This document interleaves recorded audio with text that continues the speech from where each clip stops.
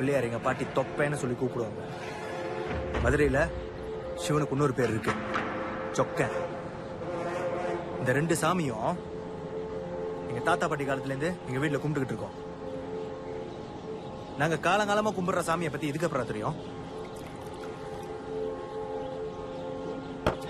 இப்ப 2 கால் பிராணி வேணும்னு வேற கேக்குது.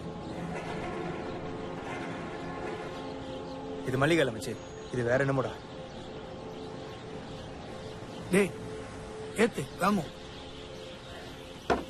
இனிமே இந்த கேம் விளாட வேணாம் தானே? விளாட வேணாம், கதையே இல்ல. இன்னும் 2 பாட் சொல்லு கிளம்பும். நான் வரலடா.